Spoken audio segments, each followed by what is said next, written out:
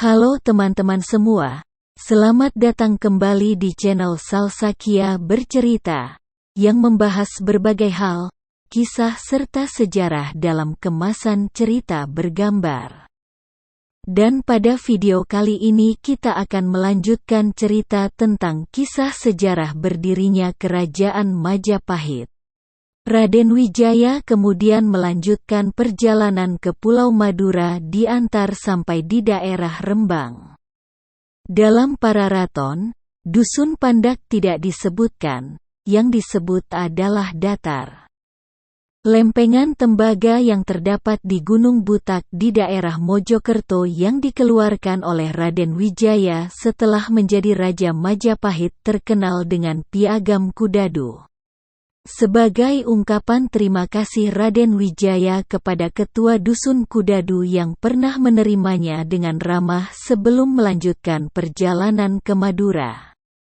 Berkat pertolongan kepala desa Kudadu, rombongan Raden Wijaya dapat menyeberangi laut menuju Madura untuk meminta perlindungan dari Arya Wiraraja, seorang bupati Singasari yang ditempatkan di daerah tersebut. Setibanya Raden Wijaya di Pulau Madura, Raden Wijaya dan para pengikutnya segera menemui Arya Wiraraja. Sikap Arya Wiraraja sebagai Bupati Singasari tidak berubah meskipun tahu kerajaan Singasari telah runtuh. Sambutan yang demikian membuat Raden Wijaya terharu sehingga menjanjikan apabila berhasil mengembalikan kekuasaan yang telah direbut oleh Jayakatwang, maka wilayah kerajaan setengahnya akan diberikan kepada Arya Wiraraja. Arya Wiraraja sangat senang mendengar janji Raden Wijaya, dan akan berupaya mengerahkan segala kekuatan yang dimilikinya untuk mewujudkan keinginan Raden Wijaya tersebut. Arya Wiraraja juga memberi nasihat agar Raden Wijaya menyerah dan mengabdi kepada Prabu Jayakatwang di Kediri, dan selamat tinggal di istana.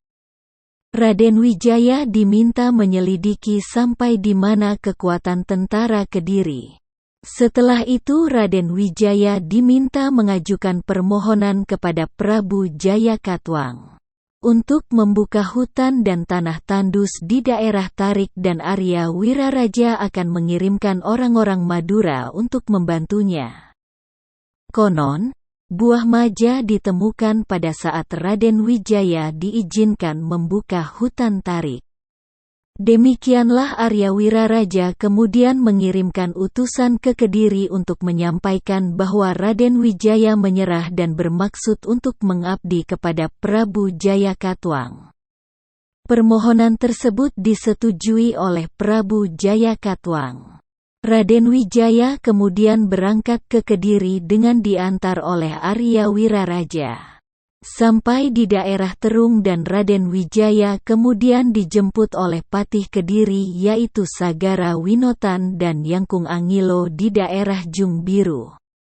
Adapun Tribuaneswari yang turut serta dalam perjalanan Raden Wijaya ke Madura dititipkan kepada Arya Wiraraja. Kedatangan Raden Wijaya dan para pengikutnya di Kediri bertepatan dengan perayaan Hari Raya Galungan. Setelah cukup lama mengabdi di Kediri, Raden Wijaya kemudian mengusulkan untuk membuka daerah Tarik menjadi hutan perburuan bagi Prabu Jayakatwang yang suka berburu. Usul tersebut segera disetujui tanpa curiga. Daerah Tarik terletak di tepi Sungai Brantas dekat Pelabuhan Canggu yang sekarang terletak di sebelah timur Mojokerto. Raden Wijaya segera mengirim Wirondaya ke Sumenep, Madura untuk melaporkan persetujuan tersebut kepada Bupati Madura Arya Wiraraja. Arya Wiraraja kemudian mengerahkan orang Madura untuk membuka hutan Tarik. Dalam waktu singkat hutan Tarik berhasil dibuka dan orang Madura yang membantu pembukaan hutan tersebut kemudian menetap di daerah tersebut. Daerah tersebut kemudian dinamakan Majapahit atau Wilwatikta. Konon, pada saat itu, seorang tentara yang haus mencoba memakan buah maja yang banyak. Terdapat di tempat itu dan menemukan bahwa rasanya pahit sehingga daerah itu dinamai demikian. Wilwa artinya buah maja, Tikta artinya pahit.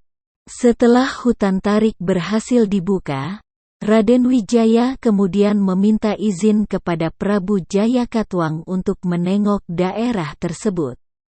Prabu Jayakatwang mengizinkan asal tidak tinggal terlalu lama di daerah tersebut.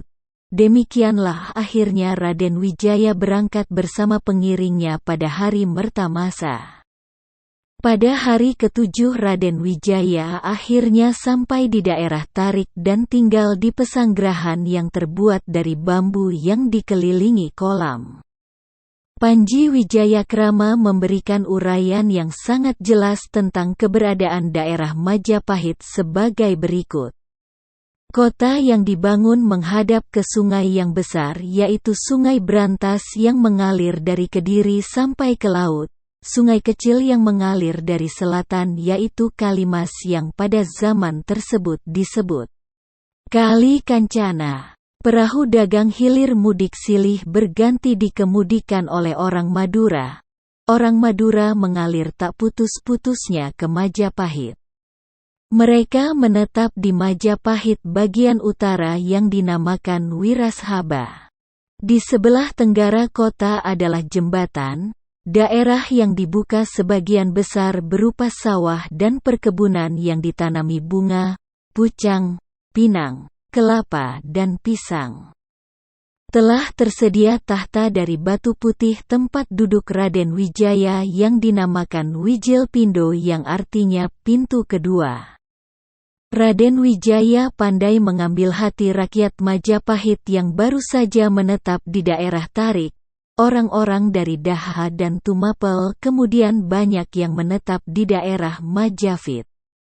Di desa ini Raden Wijaya kemudian memimpin dan menghimpun kekuatan, khususnya rakyat yang loyal terhadap mendiang Prabu Kertanegara yang berasal dari daerah Daha dan Tumapel.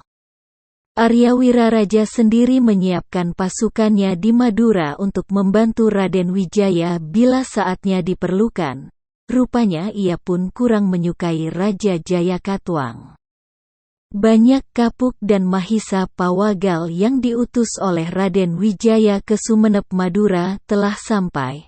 Semua pesan Raden Wijaya telah disampaikan kepada Arya Wiraraja. Ketika mereka akan kembali, putra Arya Wiraraja yang bertempat di Dusun Tanjung di sebelah barat Madura dikirim ke Majapahit membawa pesan ayahnya bahwa Arya Wiraraja belum bisa datang ke Majapahit. Dan Arya Wiraraja akan secepatnya mengirim utusan ke Tiongkok untuk minta bantuan tentara Tartar. Banyak kapuk dan mahisa pawagal akhirnya pulang ke Majapahit mengiringi Puteri Tribuaneswari dan putra Arya Wiraraja yaitu Ranggalawe. Nama Ranggalawe adalah pemberian Raden Wijaya kepada putra Arya Wiraraja tersebut karena ketegasan tindak tanduknya pada saat pertama kali bertemu Raden Wijaya. Lawe artinya benang atau menang karena dia diberikan wewenang untuk memerintah seluruh rakyat Madura dan diberi pangkat Rangga. Keesokan harinya Raden Wijaya bersama Ranggalawe, Ken Sora dan para ureda menteri lainnya menyusun siasat untuk menyerang kerajaan Kediri. Namun sebelum penyerangan dilaksanakan, Ranggalawe meminta izin pulang ke Madura untuk mengambil kuda ayahnya yang berasal dari daerah Bima dan kuda-kuda lainnya untuk tunggangan para panglima pasukan. Usul tersebut disetujui, akhirnya Ranggalawe pulang ke Madura. Raden Wijaya yang telah lama meninggalkan Kediri. Akhirnya pada bulan Waisaka datanglah utusan dari Prabu Jayakatwang yang bernama Sagara Winotan yang meminta kepada Raden Wijaya untuk kembali ke Kediri. Karena Prabu Jayakatwang akan melaksanakan perburuan di daerah baru tersebut. Pada saat Sagara Winotan ada di Majapahit, datanglah Ranggalawe dengan kuda-kuda perangnya dari Madura. Kuda-kuda tersebut kemudian diturunkan dari atas kapal. Sagara Winotan terheran-heran melihatnya. Untuk menghindari kecurigaan dari utusan Kediri tersebut, Raden Wijaya kemudian menjelaskan bahwa kuda-kuda tersebut akan dipergunakan untuk persiapan berburu. Prabu Jayakatwang. Sagara Winotan percaya akan maksud baik Raden Wijaya dan ingin segera melihat sepak terjang orang-orang Madura dalam melaksanakan perburuan. Namun perkataan Sagara Winotan tanpa disadari telah menyinggung hati Ranggalawe sehingga menyahut, apa bedanya tindak tanduk petani Madura dengan orang Daha? Segera engkau akan mengetahui kemampuan orang Madura. Raden Wijaya terkejut mendengar teriakan lantang Ranggalawe.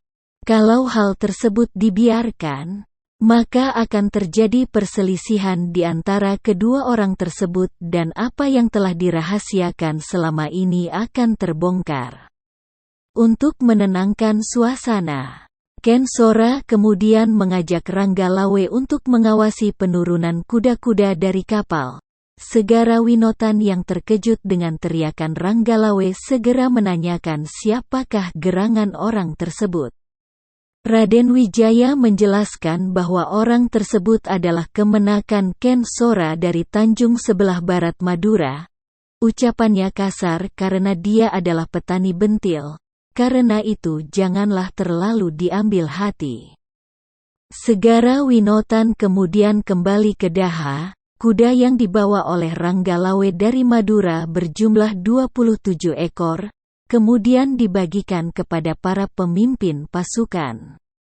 Sagara Winotan telah kembali ke kerajaan Kediri kemudian melaporkan ke hadapan Prabu Jayakatwang tentang persiapan berburu yang telah dilakukan oleh Raden Wijaya. Tanpa mengetahui keadaan yang sebenarnya.